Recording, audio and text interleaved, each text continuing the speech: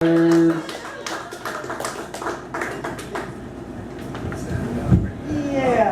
that's about right.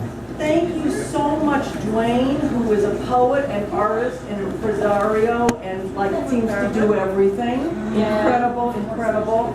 And thank you so much to the brave people who make music. I have nightmares trying to get up and sing a song. So Simon, when you got up, I was like, thank God it's not me! Thank goodness! I think you were amazing. And is Kaylin still here? Keelan. He's probably outside talking, but he has all his stuff here. And the folks who read, you were all amazing. So thank you so much for being here.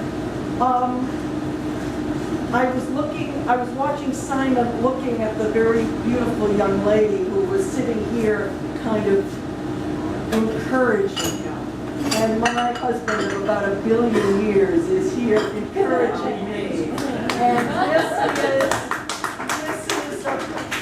this is for all the people who bear us up. This is a new poem. It appeared in the East Jasmine Review, which is a Southern California journal.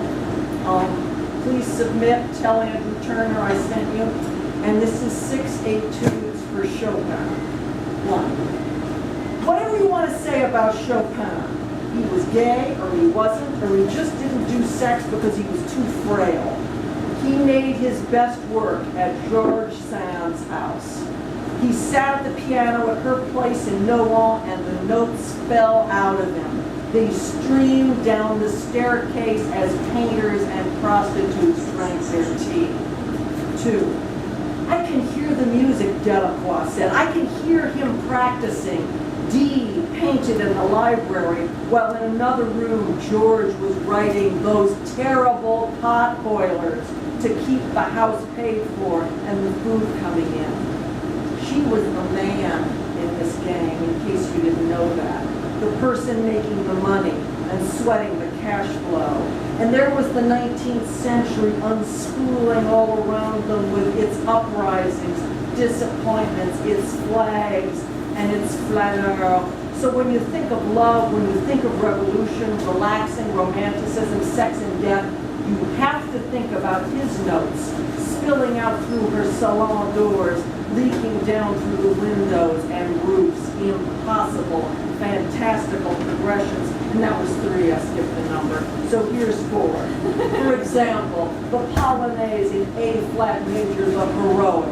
Chopin wrote it in Nohant, how ridiculously hard it is to play, yet he threw it together like it was nothing, performing it just for friends. He hated big audiences. He was shy. 5. There he is upstairs, that queer, going-to-die young genius, doing things with the piano that no one has ever thought to do. So incredible that people hear the work online now and he runs up and down the scales of their emotions, texting, I love it, what is it, who's Chopin, what's a Polonaise, an instrument, a song, or what? It makes me do my homework, it makes me have an orgasm. I listen to it over and over again, it makes me so happy, all coming from that house in Nohant. 6. That's when you realize genius is about the people who take care of you. You can make anything, tackle anything. The hardest art is a pleasure. If you're upstairs from your friends and lovers, knowing they are listening, but not too hard, not expecting, making their own explorations, while some beloved person, just as talented, sits at a desk, churns out words, pays the bills. Woo!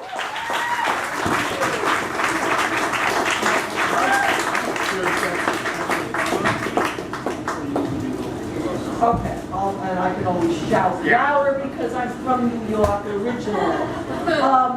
So yeah, thanks to all of our inspirers and supporters.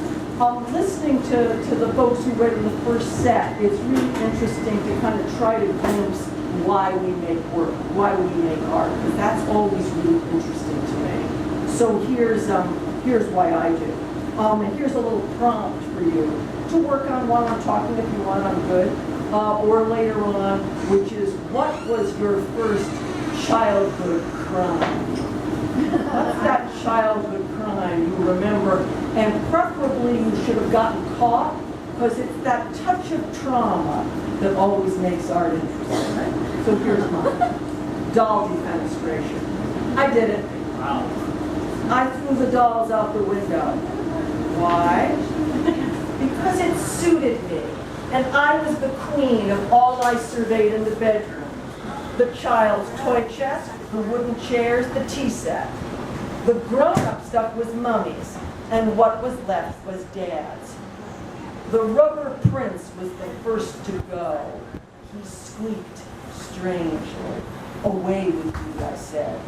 Then went Carrot, who was a mid-sized girl with red hair, a shy, foolish thing. And so, and the Madame Alexander dolls, Queen Elizabeth, Heidi, and all 4 of the Little Women. They all went, for one reason or another, chasing Peter Pan, moonbeams, or because I just didn't like them. But had to say I did because I was most polite, being an only child and a descendant of the Romanovs. Meaning, you always had to say thank you for gifts you didn't like, and also you bled a lot, potentially. But I came a cropper when my mother found them all on the windowsill of my grandfather's studio, 2 floors below our place. The moral of this story is, watch out for your grandparents. They are always lurking around. And they will get you into trouble because they have old-fashioned sharp eyes that go out and in like telescopes that see tiny odd forms out the window at night, and they'll show them to your mother, who will know then that you throw away your dolls like some brash, bratty Bolshevik. And she'll comb their hair with silver teeth plucked from the jaws of her patent leather purse, wearing pearls, a disgusted expression, and suddenly scary enamel-painted eyes. Woo! Yeah! Thanks, Mom. Thanks, grown-up grandparents. A lot of this is true, although I didn't throw all those dolls out, just one, just to be clear. But man, did I get into trouble. But those dolls sailing out the window. Actually, the prince went to those 2 dolls. Oh, nothing like it. And that's why I make work, is to see those things jumping out the window in search of another story.